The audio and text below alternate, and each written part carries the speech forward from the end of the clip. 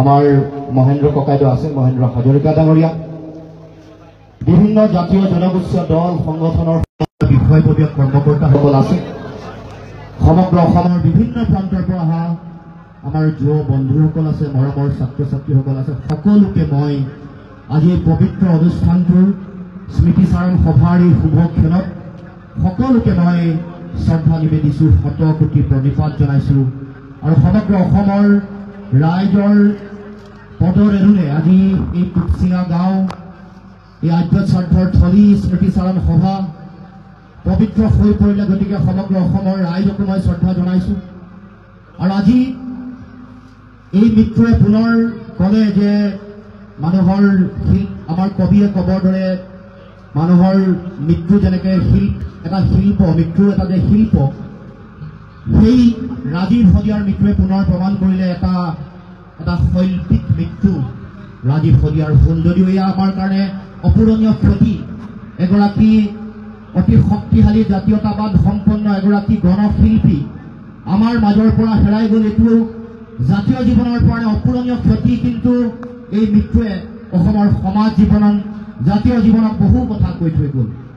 আজি স্মৃতিচাৰণ সভাৰ এই ক্ষণত আমি নিজে আৱেগিকো হৈছোঁ আৰু পুৰণা কথাবোৰে পুনৰ মনত খুন্দিয়াইছে। বিভিন্ন সময়ত বহু বক্তাই কৈছে যে জীৱনকালত ৰাইজে স্বীকৃতি নিদিলে, মঞ্চ নিদিলে, কিন্তু মানুহৰ হৃদয়ত, জনতাৰ হৃদয়ত যি ঘৰ সাজিলে ৰাজীৱ শদিয়াই, বহু পেছাদাৰী বহুত শিল্পীয়ে জনতাৰ হৃদয়ত ঘৰ সাজিব পৰা নাই। গতিকে এই কথা ৰাইজে উপলব্ধি কৰিব লাগিব যে কোনোবাই মঞ্চ দিছে, কোনোবাই নাই দিয়া, এইটো ডাঙৰ কথা নহয়, কিন্তু জনতাৰ হৃদয়ত সেইজনেহে ঘৰ সাজিব পাৰে যাৰ জাতীয় চেতনা আছে, যাৰ দেশপ্ৰেম আছে, যি নিজৰ মাতৃক ভাল পায়, যি নিজৰ ভাষাক ভাল পায়, যি নিজৰ সংস্কৃতি জীয়াই ৰাখিবৰ কাৰণে বহুত লোক কৰে। গতিকে এয়া অসমৰ জনতাৰ আশীৰ্বাদ আৰু স্বীকৃতি। মনত পৰে সেই দিনটোলে যিদিনাখন ডিব্ৰুগড় বিশ্ববিদ্যালয়ৰ ৰংঘৰলৈ গাঁৱতে আপোনালোকৰ এই গাঁৱৰে সম্পৰ্কিত আমাৰ সিদ্ধাৰ্থ শংকৰ গগৈ আছে, ৰাজীৱ শদিয়াৰ দদাই নুৰিন্দা এই আমাৰ গাঁৱৰ ল'ৰা এটা লৈ আহিছোঁ গান গাবলৈ।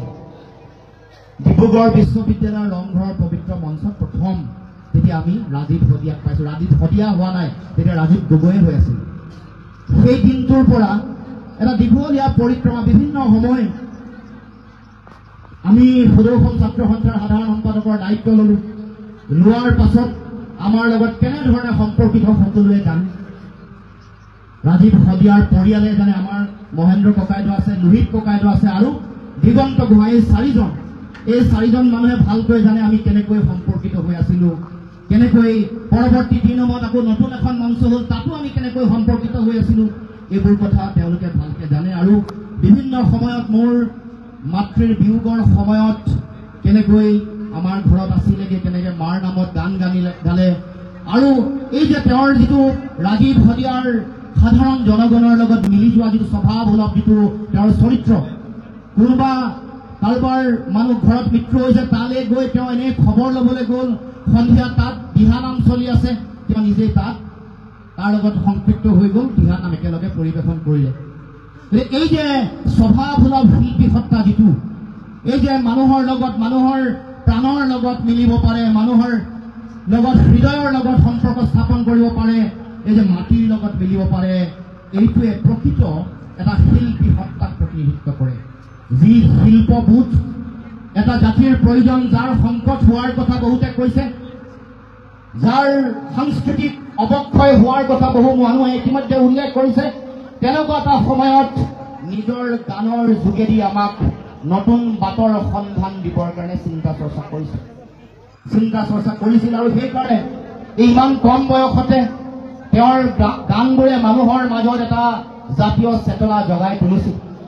যেতিয়া আমাৰ সংকট হৈছে, আমাক অন্যায় কৰিছে বিভিন্ন শক্তিয়ে, অশুভ শক্তিয়ে, তেতিয়াই মানুহৰ পক্ষত, জনতাৰ পক্ষত থিয় দিছিল।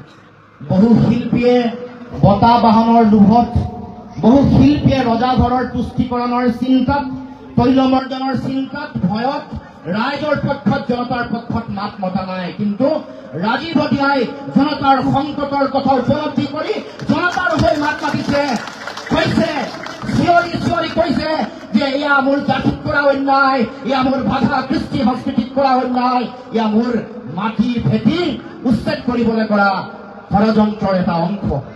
গতিকে আমি এই সংগ্ৰামৰ সময়ত আমি দেখিছো যে বিভিন্ন সময়ত আমাৰ লগত একেলগে চামিল নহয়, আমিও লগ পাওঁ, সঘন যোগাযোগ আমাৰ লগত থাকে। আজি এই মুহূৰ্তত বহু কথা মনত দোলা দি গৈছে, গতিকে আমি জীয়াই ৰাখিব লাগিব তেখেতক। জীয়াই ৰাখিবলৈ তেখেতৰ আদৰ্শ জীয়াই ৰাখিব লাগিব। তেখেতৰ গানে যিবোৰ কথা কৈছিল, সমন্বয়ৰ কথা, য'ত অসমৰ জাতি জনগোষ্ঠীসমূহৰ বেলেগ বেলেগ হোৱাৰ চিন্তা, পৃথকতাবাদী মানসিকতা নাইকিয়া কৰি সমন্বয়ৰ সমাজ গঢ়িবৰ কাৰণে কৰা যিটো আহ্বান, সেই আহ্বানে পুনৰ আমাৰ গুৰুজনাৰ আদৰ্শ, মহাপুৰুষ শ্ৰীমন্ত শংকৰদেৱৰ আদৰ্শ, স্বৰ্গদেউ চাউলুং চুকাফাৰ আদৰ্শ, মহাৰাজ নৰনাৰায়ণৰ আদৰ্শকে পুনৰাই ৰাইজক সোঁৱৰাই দিবৰ কাৰণে, গানক সোঁৱৰাই দিবৰ কাৰণে তেওঁ প্ৰয়াস কৰিছে যে সমাজ গঢ়িবলৈ সমন্বয়েৰে আমাৰ সকলো জাতি জনগোষ্ঠীক একত্ৰিত কৰিব লাগিব।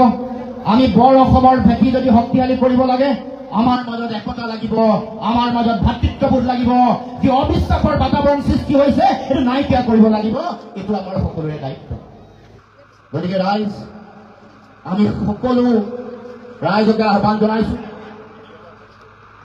এই মৃত্যুৰ পিছত বিভেদকামী শক্তিসমূহে যিটো জাতীয়তাবাদৰ পুনৰুত্থান, মানে জাতীয়তাবাদৰ যিটো শক্তি ৰাইজে দেখা পাইছে, সমগ্ৰ অসমত বহু শক্তিয়ে ভয় খাইছে। বহু শক্তিয়ে এই মানুহৰ জাতীয়তাবাদৰ উন্মেষ দেখি ৰাজীৱ হদিয়াৰ মৃত্যুৰ পিছত যিটো মানুহৰ মাজত যিটো পঞ্জীভূত জাতীয়তাবাদৰ আৱেগ দেখিছে, সেইটো দেখি সকলোৱে উপলব্ধি কৰিছে যে আমাৰ সমাজত চলি থকা যিবোৰ অন্যায়, সমাজ ভঙাৰ যিবোৰ চিন্তা, যিবোৰে আমাক সংকটৰ মাজলৈ ঠেলি দিব খুজিছে বিভিন্ন শক্তিয়ে, সেইবোৰক এটা শক্তিশালী বাৰ্তা প্ৰেৰণ কৰিছে। গতিকে আজি এই ক্ষণত মই এইগৰাকী গণশিল্পীক সশ্ৰদ্ধ প্ৰণিপাত জনাইছো। তেখেতৰ বৈকুণ্ঠ ধামত পৰা আমাৰ সকলোকে সমগ্ৰ অসমৰ ৰাইজক আশীৰ্বাদ দিয়ক, যাতে অসমৰ জনগণৰ কাংক্ষিত সপোনৰ যিখন অসমৰ ৰাইজে যি অসমীয়া মানুহৰ আত্মপ্ৰতিষ্ঠাৰ যিখন সংগ্ৰাম অব্যাহত ৰাখিছে, এই সংগ্ৰামে যাতে পূৰ্ণতা পায়, এই সংগ্ৰামে যাতে ইচ্ছিত লক্ষ্যত আগন্তুক দিনত উপনীত হ'ব পাৰে। মোৰ ককা আজু ককাই দি থৈ যোৱা মাটি ভেটি যাতে সৰ্বকালৰ কাৰণে আমি সকলোৱে সন্মিলিতভাৱে সুৰক্ষিত কৰি ৰাখিব পাৰো।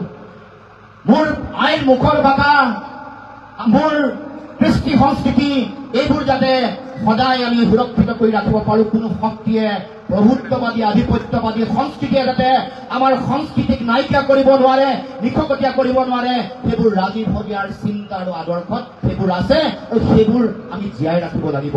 জাতীয় সংগ্ৰামখন শক্তিশালী হলে ৰাজীৱ হদিয়াৰ প্ৰতি প্ৰকৃত শ্ৰদ্ধা অসমৰ ৰাইজে দিয়া হব, অসমৰ ৰাইজে সন্মান জনোৱা হব। যদি মোৰ অধিকাৰ যদি সুৰক্ষিত কৰিব পাৰো, মোৰ মাটিৰ, মোৰ উপৰি পুৰুষে দি থৈ যোৱা মাটি ভেটিত মোৰ ৰাজনৈতিক অধিকাৰ যদি আমি সুৰক্ষিত কৰিব পাৰো, সেই সংগ্ৰাম যদি শক্তিশালী ৰূপত আগবঢ়াই লৈ যাব পাৰো, তেতিয়াহে আমি ৰাজীৱ হদিয়াক প্ৰকৃত শ্ৰদ্ধা দিয়া হব।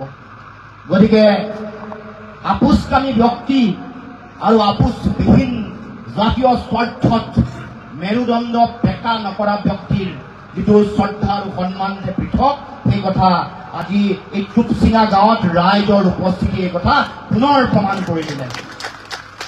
চুচৰি তৈলমৰ্দন কৰি নিজৰ স্বাৰ্থত, জাতীয় স্বাৰ্থ জলাঞ্জলি দিয়া মানুহতকৈ বহু সংকটত থাকি জাতিৰ হকে মাত মাতি স্বাভিমানেৰে জীয়াই থকা মানুহৰ মূল্য যে জনতাৰ ওচৰত বেছি, এই কথা প্ৰমাণ হৈ গ'ল, এই কথা পুনৰ প্ৰমাণ হৈ গ'ল।